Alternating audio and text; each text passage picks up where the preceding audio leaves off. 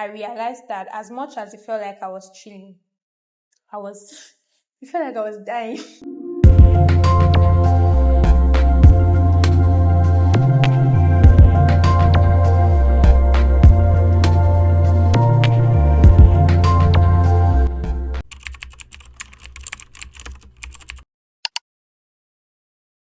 Hi guys, welcome back to my channel. It's Oluwatosin Mariam here again. For the returning subscribers, thank you so much for stopping by again. You already know the love I have for you guys. And if you're new here, don't be a stranger. Hit the subscribe button and join the family. So you can already tell what today's video is from the thumbnail. Oh my god, you guys, I don't know how I feel about this, honestly. Let me adjust because this is going to be a gist. This is not a regular YouTube video. I'm gisting with you guys. Okay, so as you can tell from the thumbnail, I quit my 6-figure paying tech job. If you know me on here, if you've actually been following my journey for a while, you would know that this job is a job that I actually love so much, that I longed for, that I prayed for. This is an opportunity that I wanted and that I got. So you might be wondering what exactly happened that made me quit this job without a backup plan. So grab your popcorn, let's gist, babies. To start with, my job wasn't actually bad. Like, in any way, it wasn't bad at all. It was something I liked. It was not toxic. There was no form of bad blood whatsoever. And God actually blessed me with the most amazing team members, like, especially my boss. Oh my God. My boss is the best. Like, is the best boss I've ever worked with in my entire life.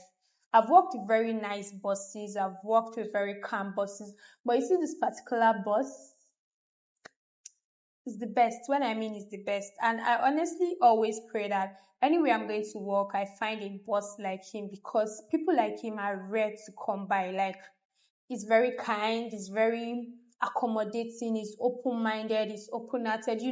We gist beyond work. You can share things with him. He's knowledgeable. Okay, let's get right into the video before I start making this about my boss. So like I was saying, there was no bad blood, nothing of sorts. There was also a lot of things with the job. There was how will I put it? There was good pay. There was also a lot of packages. There's health insurance that covers you, that covers your spouse. There's it also covers your children up until a certain age, which I do not know of. There's also pension. What else? There's like a profit every year. There's 13th month. There are just a lot of things that will want to make you stay at that job, that will just make you rethink, in case you do not have something else lined up for you, will make you rethink, oh, are you making the right decision or not? Do you get? But beyond all of this, there was also staff bus that like conveys you from a particular bus stop close to your house to the office and conveys you back. So everything felt like, oh, you're chilling. Honestly, you could actually say that, because I know that I've worked in places that they don't even provide half of what these people provide. So you can actually say you're chilling.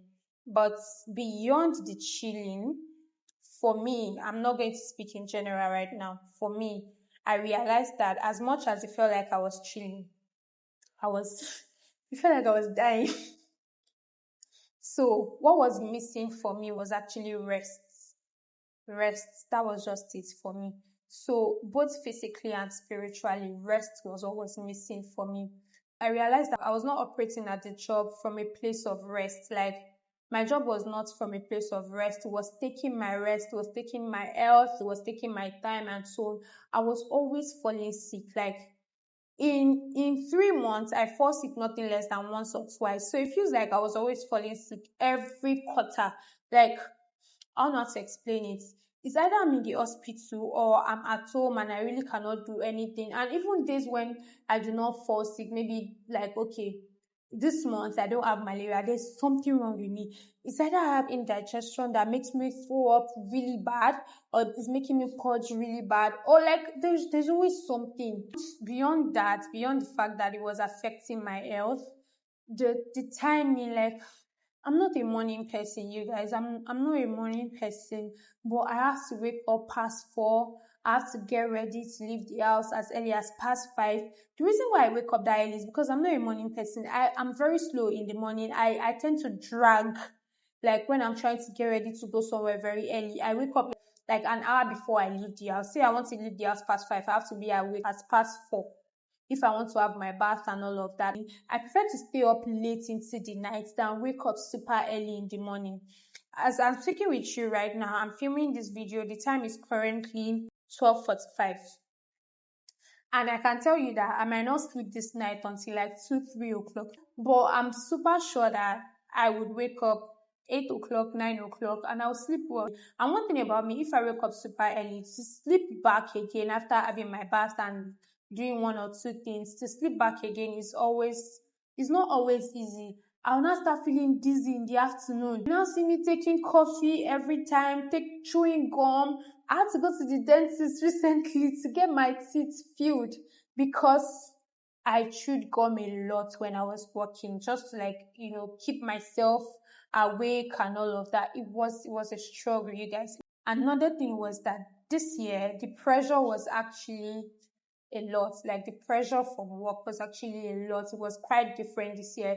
There was just a lot of targets that were looking unrealistic. And as a project manager, you do not really do things on your own. You have a project team that actually works with you to execute things. You just make sure that everything is done right on time, in time, and then it is a success. Structure wasn't just working anymore, and it felt like it was choking me. Like I was beginning to feel depressed. I was having mental breakdown.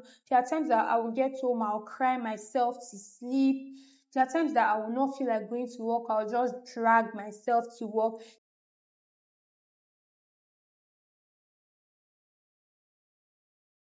So I had to actually pray. I did what I could do. I went to God in prayers, and what I got was that was where I got the word that I wasn't actually operating from a place of rest at my job. The word I actually got was God gives good sleep to his beloved, he gives rest to his beloved. And then I figured that this job, there is no rest actually. And if there is no rest, then God's hand is no longer in it. So beyond it affecting my physical rest, I feel like it was also affecting me spiritually, in the sense that I do not have time to pray, have my quiet time as much as I would want to. I'm always praying on the go. And I know the Bible says, pray without ceasing, which literally means pray everywhere and anywhere. As much as I like that, I still want to be able to have my quiet time with God. Just lie down, sit down, take any posture I want, pray to God, study the word, just wait on him and hear back from him and so on. But like I barely have this quiet time because I'm always praying on the go. I'm having my shower, I'm praying, I'm brushing my teeth, I'm praying, I'm in the bus, I'm praying, and there are distractions everywhere. Like it is even the distractions that annoys me. You're in the bus, you're trying to pray, the bus driver is playing a loud music on the radio, everyone is just doing their thing. You get to work, you're trying to pray. Like there are just distractions everywhere. So it was affecting my spiritual life. I didn't like it. So I just realized that okay, this has to stop. Enough is enough. So like I said earlier, I went to God in place of prayer. I was really, really intentional this time around. And I was just praying to God for a new job. Like I listed the things I wanted from God in a new job. I wanted to be fully remote. If it's not fully remote, let it be hybrid. But let it be that the days I have to go in would not be so much because it's crazy. You guys, like I don't know how people do it that they live in Lagos and they say, oh, they enjoy being outside so much. It can actually be stressful, especially when traffic holds you down. Oh my God, you will feel frustrated, you will feel tired. So I don't want to go through that phase anymore. I've gone through that phase and I do not enjoy it. So I wanted something fully remote, even if it means that once in a while I have to go to a workstation to just step out of the house. I do not mind. I was just praying about it, and then the word I got was rest. The actual word I got was God gives sweet sleep to his beloved, he gives rest to his beloved. And then I was like, okay, does that mean that a job that's going to give me rest is actually coming?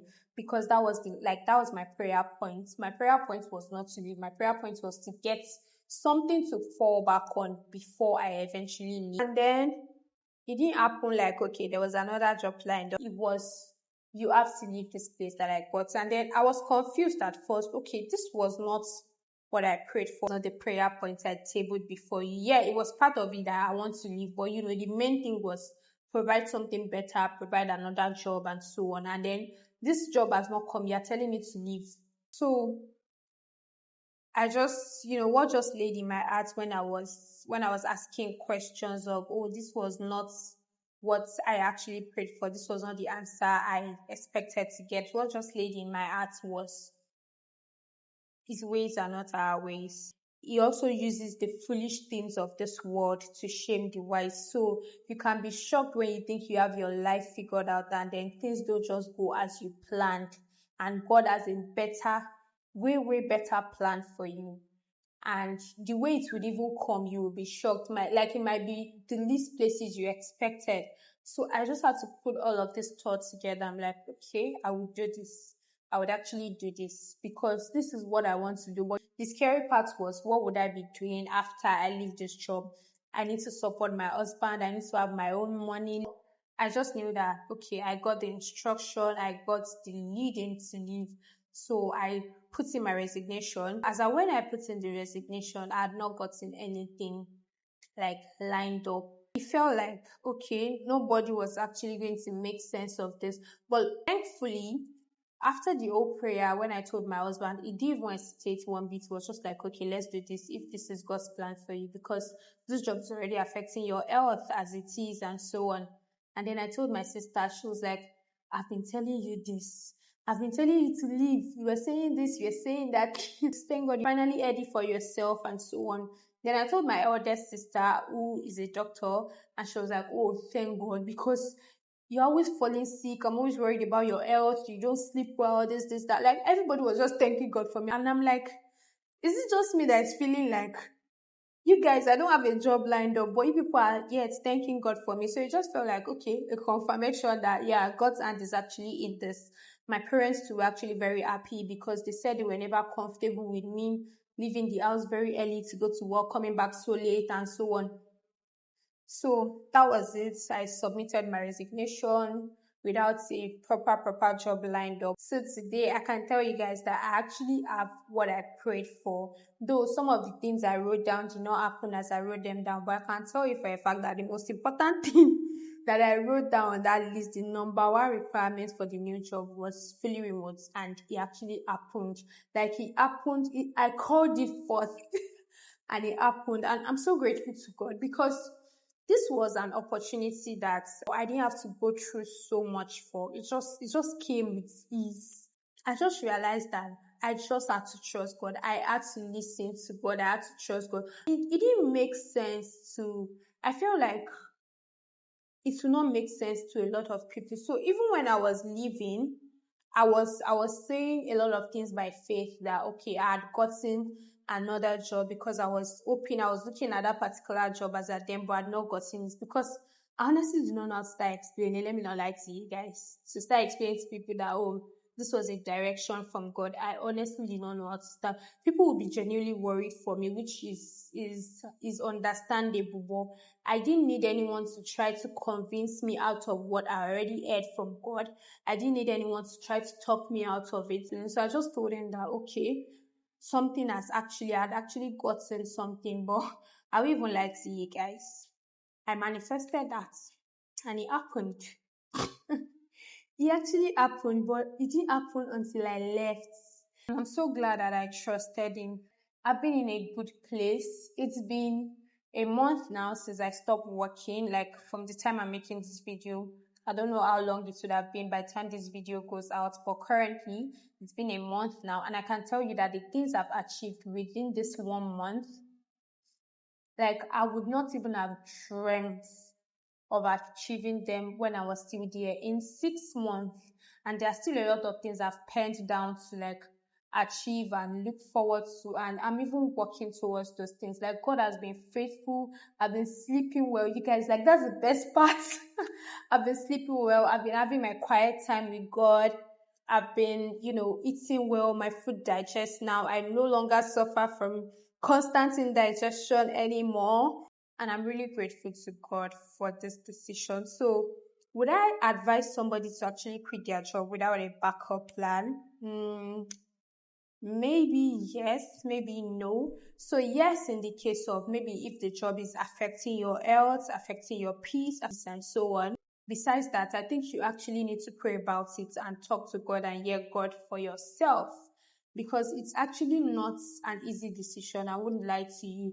The fact that, okay, you are quitting your job to not know where your next rent or your next money for data or food or something will come from is actually not an easy decision. I would not lie to you, especially if you have bills to pay. So I think matters like this, you actually need to speak to God yourself. But one thing I would surely advise is that do not take any job, do not do any job at the expense of your health or at the expense of your sanity. Like, it's honestly not worth it.